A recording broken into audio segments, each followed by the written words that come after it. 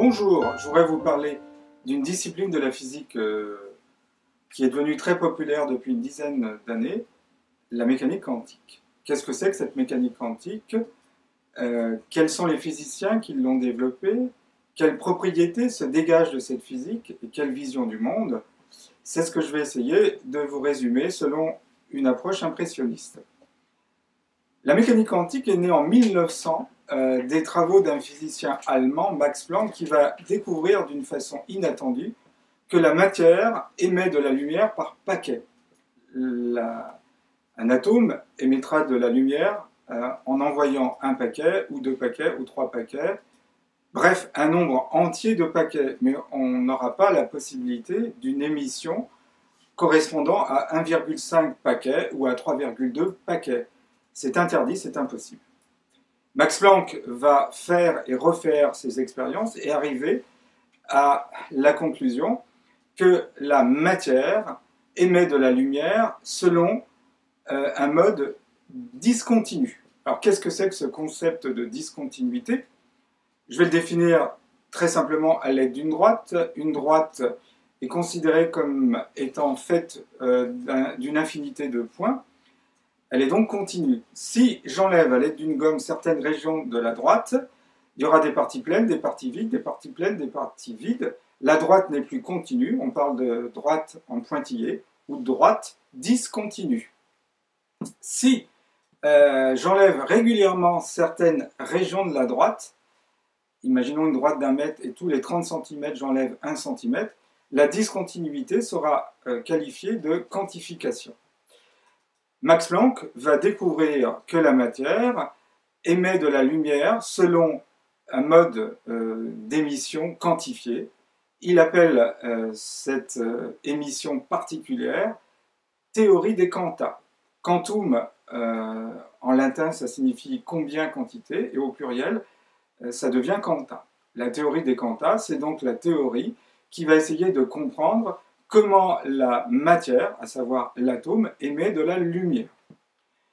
Par la suite, les physiciens vont se rendre compte que ce continent discontinu, ce continent atomique, réserve plein de propriétés surprenantes. C'est un peu curieux de voir qu'une physique quantique, moins permissive que la physique classique, offre des propriétés absolument impossibles selon la physique classique, encore appelée physique newtonienne. Par exemple, dans le monde de la physique classique, la matière est régie par la mécanique et l'onde est régie selon les lois de l'optique.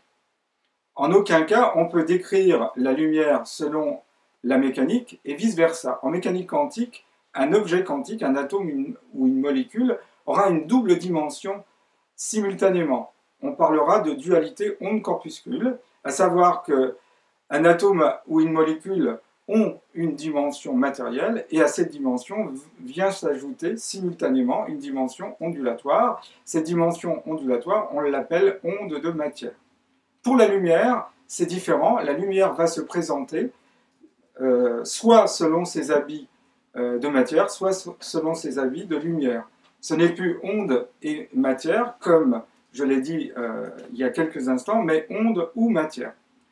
La mécanique quantique offre donc pour la matière une logique du et pour la lumière une logique du ou. Autre propriété surprenante, la mécanique quantique ne permet pas de mesurer simultanément et avec la même précision la position et la vitesse d'une particule.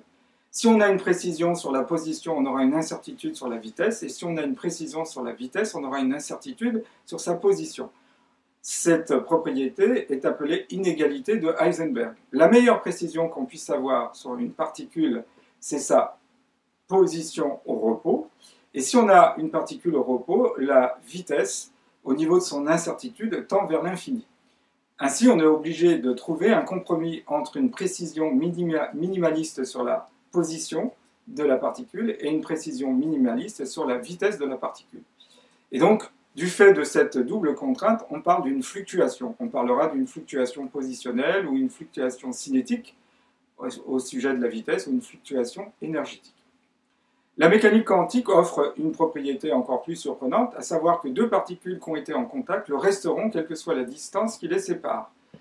En physique classique, si on écarte deux objets, régis par exemple par la gravitation, si on les éloigne à très grande distance, eh bien l'intensité gravitationnelle diminue en fonction de l'accroissement de distance.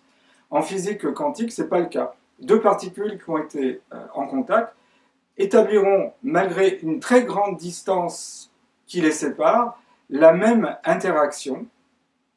Par exemple, si je modifie la particule qui avait, par exemple, la position doigt en l'air, et la deuxième particule qui aura la position doigt en bas, eh bien, si je modifie la première particule, immédiatement, la deuxième particule est modifiée.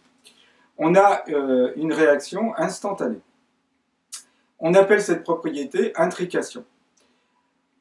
Autre propriété, quand on refroidit des atomes à très basse température, on est par exemple 1 milliardième de degré Celsius au-dessus de moins 273 degrés Celsius, qui est la température la plus basse, le 0 degré absolu, eh bien tous les atomes qu'on étudie, ou toutes les molécules, vont fusionner pour donner un atome géant ou une molécule géante.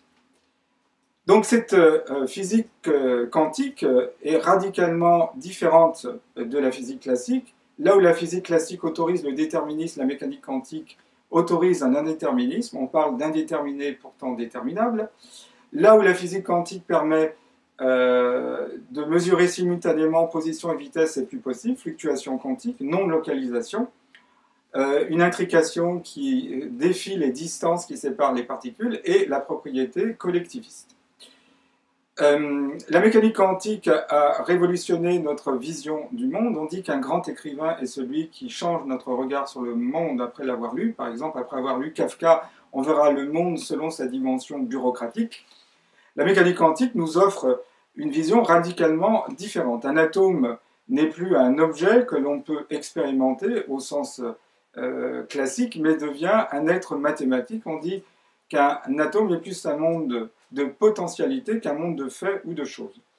Autre propriété curieuse que je vais ajouter, c'est la possibilité d'états superposés. Si on imagine un atome quantique, il sera dans différentes positions. En physique classique, un atome peut être au nord, au sud, à l'est ou à l'ouest. C'est la logique du ou qui l'emporte. En mécanique quantique, un atome pourra être aux 4 points cardinaux. Il sera simultanément au nord, au sud, à l'est et à l'ouest. Il est dans des états superposés ou des états potentiels. Si on interagit avec ces états potentiels, un seul résultat va sortir. Ce sera par exemple la position nord. Si j'ai été actualisé, c'est-à-dire ramené dans mon présent, l'état position nord. On en déduit que mesurer, c'est perturber. Celui qui fait la mesure devient un participant et la mesure obtenue devient une observable.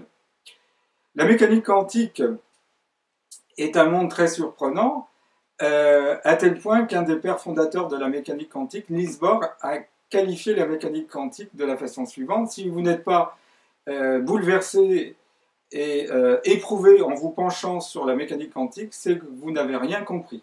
La mécanique quantique peut paraître folle, mais elle a toujours été vérifiée expérimentalement.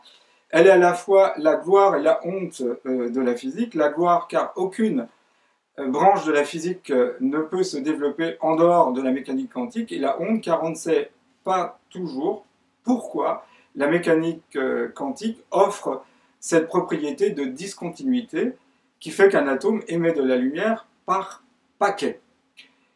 Alors, la mécanique quantique est en train d'investir le monde de la biologie. On parle de cerveau quantique et on envisage avec un autre regard la mémoire, la conscience et même l'âme. Certaines propriétés de la mécanique quantique, comme le monde des enzymes ou la photosynthèse qui permet aux plantes de transformer la lumière en matière, sont envisagées selon un regard quantique. Et elle va évidemment servir de nouveaux paradigmes. Paradigme, c'est un mot que les philosophes utilisent pour désigner une vision du monde. Et l'entreprise pourra être envisagée selon une grille quantique ou un paradigme quantique. La société pourra être envisagée sur un paradigme quantique. Après avoir régi le 19e et le 20e siècle, la physique a quitté le clan classique pour rentrer au 21e siècle avec un nouveau paradigme, un paradigme quantique. Merci de m'avoir écouté.